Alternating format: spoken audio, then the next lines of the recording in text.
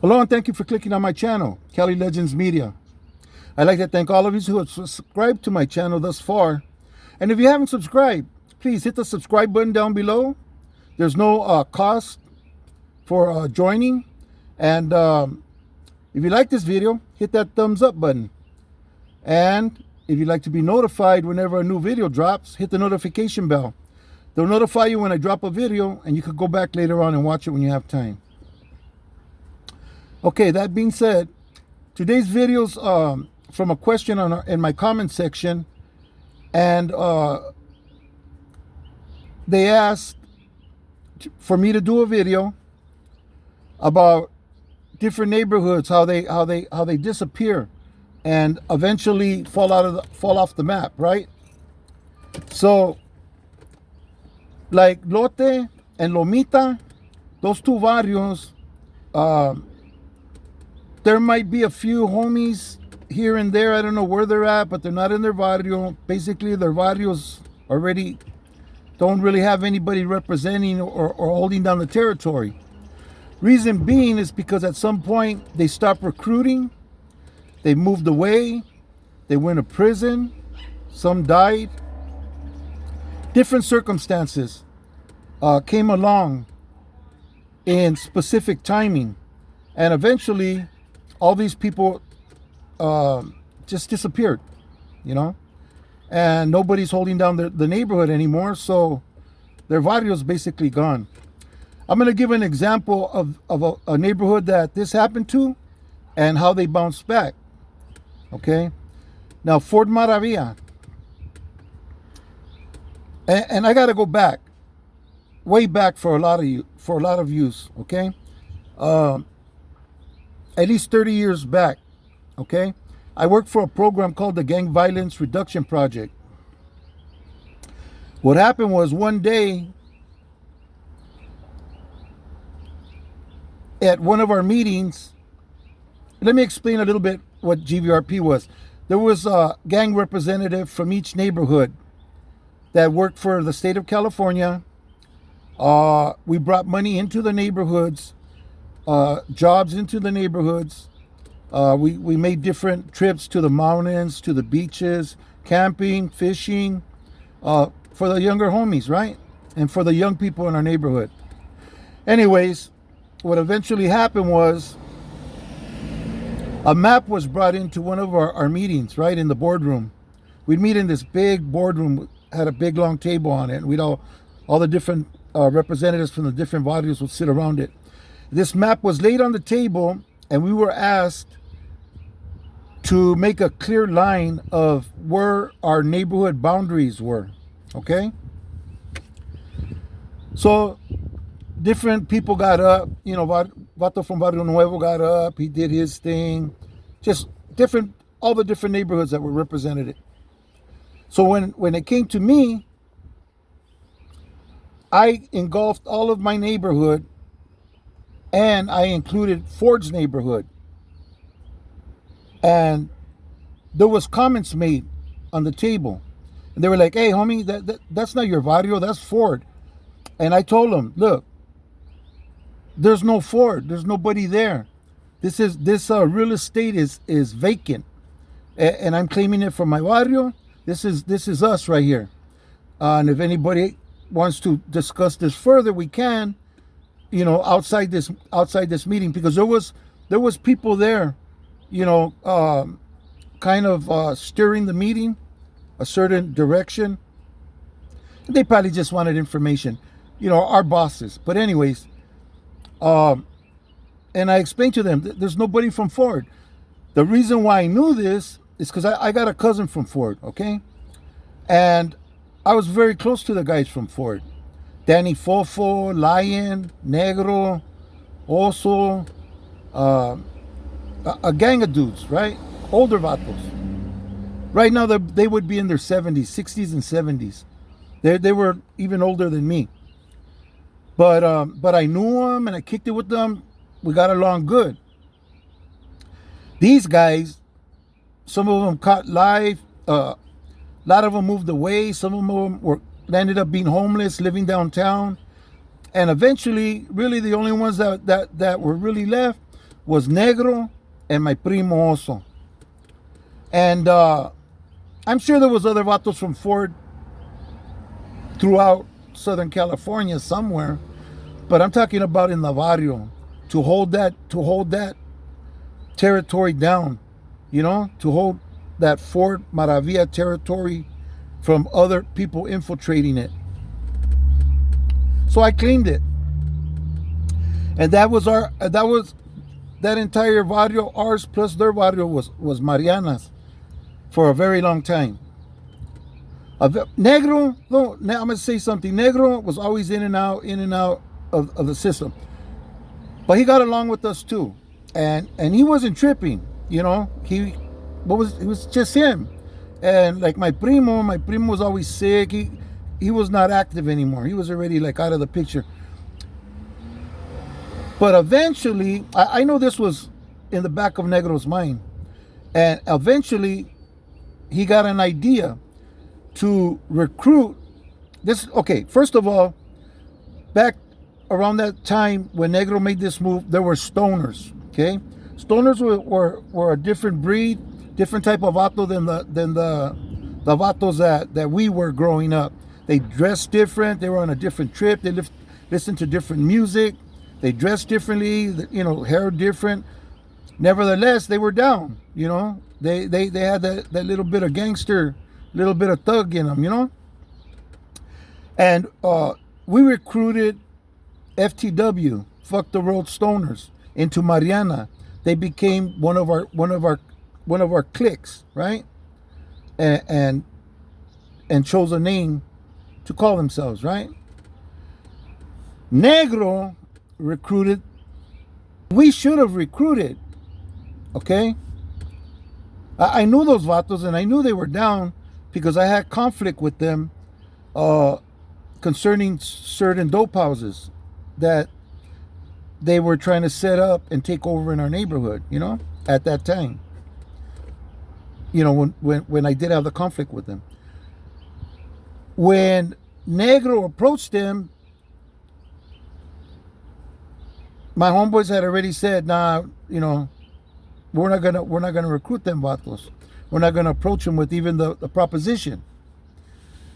It was a matter of arrogance and a matter of ego, and it was a bad idea. We should have recruited them. Nevertheless, Negro was smart, and he recruited these guys. Okay. Then Negro started giving them clecha. You know what I mean? Giving them ideas, what needs to be done, this and that. Now, sometime during the next thing that I'm going to talk about, I wasn't in the neighborhood for whatever reason. I don't know if I was in prison, in jail, dealing with my first girlfriend and 3 children. I don't know what it was that I did not have myself in the neighborhood paying attention. I had other concerns that overrode those. But my homeboy Checo, he got out, and he was having meetings with my younger homeboys. But Checo was on a different trip, than myself, and he was kind of preaching a different gospel, if you know what I'm talking about. And what ended up happening was they approached Checo. The guys from Ford approached Checo and told him, hey, homie, this is our barrio, but your homeboy's saying it's their barrio, and this and that, and there became some conflict. Now, Checo's job when he left prison was to come out and make sure that there was peace and there was money being generated for the people that he was dealing with, right? And all that little gang banging stuff took the back seat, And at one of the meetings, he had told the homies, look, it was their neighborhood anyways. We just held it down. And if they would have never came back, it would still be ours. But it is their neighborhood. Let's just give it back to them. We'll give them from this street back, then from here to here and all this. A lot of homies were like, nah, we ain't going to do that. Nah. Well, Checo told them that we're going to go to war. And these vatos are against war. He tells them, And he already had a lot of them convinced and getting in the mix and everything. Some of the homies said, well, so what? We'll go to war. Nevertheless, it was decided by who or how, I don't know, just to keep the peace, and so there won't be no bloodshed over territory that originally didn't belong to us, although it did at that time.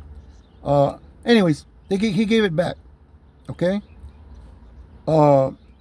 And that neighborhood has flourished. Since then, they've grown, they've done their recruiting, and it's a strong, thriving neighborhood now, you see? And that's just an example of how neighborhoods die out. Certain neighborhoods die out. But Ford would be an example of how a neighborhood bounces back. You know what I'm saying? Negro now, rest in peace, he's no longer with us. He was a good dude. If you knew Negro, you couldn't help but dig his get down. He was feed, man. And yeah, I wish I could still see him around and run into him like I used to back in the day, you know? He was always fun to talk to, and he was really good. I respect that man when he was alive, and I give him my respects now that he's gone. Good dude. Anyways, our barrios end up going to war anyways, and, you know, we're neighbors. We're like, you cross the street, that's their neighborhood. Cross the street this way, that's our neighborhood. You know, it's just a street. That's how close our barrios are, and we're going at it. You know. A lot of people wish that we weren't, and there's a way not to, but nobody really wants to put the work in to get the some type of peace treaty done.